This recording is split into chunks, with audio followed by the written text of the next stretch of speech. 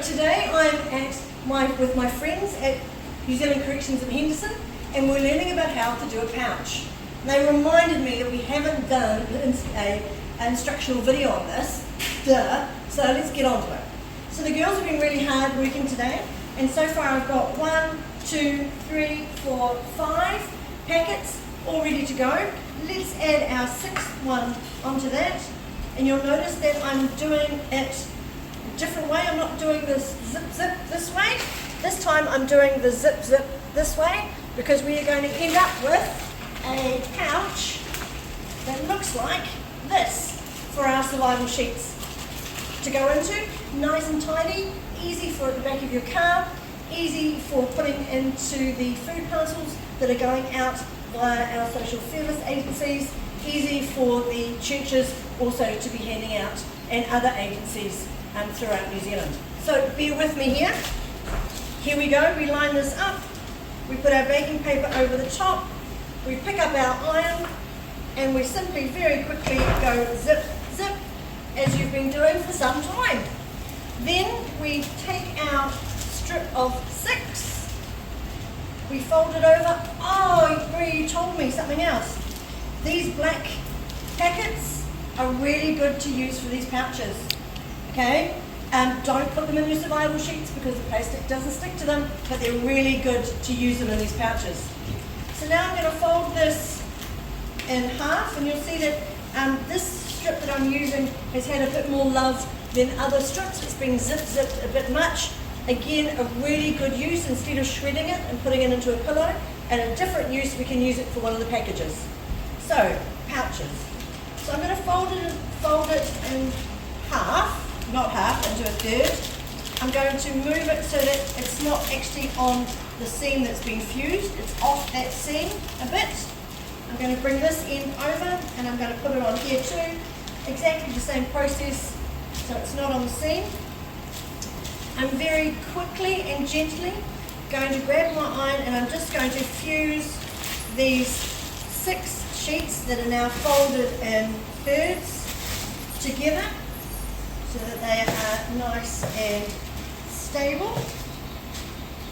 Simply like that, and you'll see that its pouch is already starting to form, that when we put our plastic on, we will be able to make a nice pouch. Stay tuned for the plastic bit. Fantastic. So today, now we're going to look at putting the plastic on. Now the ladies have prepared the plastic for me beautifully, all ready to go, making sure that this is the heavier duty plastic that we use. There's my friends. The heavier duty plastic that we use for the pouches, not the pellet topper plastic that we use for the survival sheets. You'll notice that we've got a transfer on this, thanks to our friends at coast.co.nz. This used to hold the beanbag bubbles that will fill in your beanbag. Make sure that your transfer is face downwards so that your baking paper doesn't stick to it. Right, so I've got my 6 packs that the ladies have prepared that we've folded over, ready to go. We simply drop our scissors on the floor, that's always a good thing. We simply work out, do I want this on the outside or do I want the other side? I quite like that side, I'm going to keep that side. So I put my transfer on the inside of my bag. I create my hem. I create my hem, is what we've done with our survival sheet, finding my words as I go. So similar to what you've done previously on the survival sheet, you've got your hem around the sides and around the end. Now this does move quite a bit, so I find it really helpful just to quickly nail it off now, just a little bit, just to stop that movement, because then it's easier when you do the folding to make it into that fantastic pouch that we're going to do. Now these pouches will be going out to those who have shelter already, so they are going to be going out to our schools, to our kamātua and our kuia who are struggling to be able to pay for their electricity bills. Actually, you may know of somebody who needs one of these pouches and survival sheets. Don't hesitate to be in touch with us. especially through either the website or Facebook. Picking up my scissors. Right, I cut off the excess that I've got here. This is something that you can easily be doing at home with your chopping boards. Remember to be doing it onto a wood surface, not a normal ironing board, because you won't get the same sort of bond. But again, you don't need much space. Okay? So now that I've done my hem, I'm just going to make sure that I've put that properly. I then fold this in half because I want to make sure that this edge is really strong.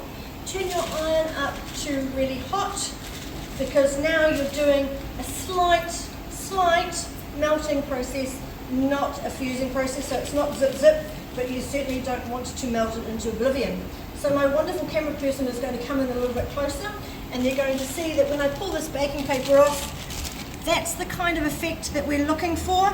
That means that you have fused that very, very well. Congratulations, good job. What a fantastic cameraman. Our camera person, sorry not man, our camera person has been brought to us by Henderson, our friends at Henderson New Zealand Corrections. We could not be doing all that we do at Chip Packet Project if it was not for our friends at corrections throughout New Zealand, but also our volunteers at home. As we know, for Auckland alone, we need to make 8,412 of these. There is no way we can do it without the fine support of our friends at New Zealand Corrections and our volunteers throughout Auckland. And of course, let us not forget the rest of New Zealand. How rude. So I've done my edges, I've done my ends on my pouch. You can get quite creative. Now, that could be my top, and that could be my bottom. That looks quite lovely, really. I quite like that. Do you guys approve? Does that look good? Yes. Awesome. Okay, so I've folded it, and basically 2/3, again making sure not to fold on a fuse because you want to have as good a bond as possible. I'm now going to put it a little bit closer to my lovely camera person. So you've now got your edging. You're going to fold it completely across all the way up, because this bit here is the bit that's going to get a lot of attention and a lot of movement, so you want to make sure that it is completely nailed off. I'm sure I'm using the wrong terminology, but I'm sure also you get the point. Okay, with my very warm iron, I simply fuse that down, making sure that that is perfectly done. You'll notice, Miss Cameraman, camera person, that I'm pulling this off, so it comes off, doesn't float off gently, it comes off nicely, and that edging is very good. Please people, it's hot. Every time I touch it, it's hot, I forget the iron hasn't been here for very long. Right, finish that off, making sure that my ends are beautifully done. That's one side of your pouch. Let me just put that little bit of plastic gently in. Go down, you silly thing. That's one side already done. I've flipped it round, ready to do exactly the same process on the other side, where I've folded it across, folded it down, grab my iron, nail off that bit of the opening that's going to be used quite regularly. You'll notice that there are a few tears in my baking paper. Don't panic. There's certainly enough baking paper to use, but we will be replacing this shortly before we get on to making another survival sheet. So here I have nailed all that off, looking pretty smart, even if I do say so myself. And making sure that everything is nailed off. I've got an issue just there. We just don't want it catching and ripping. If it catches and rips, then we can put more plastic on it, but let's make sure it can go out and be used right away. Ouch. Just like that. That is sufficient to put a survival sheet in. Easy peasy. Oh, what do I see? What do I say? It's too easy. Cheers.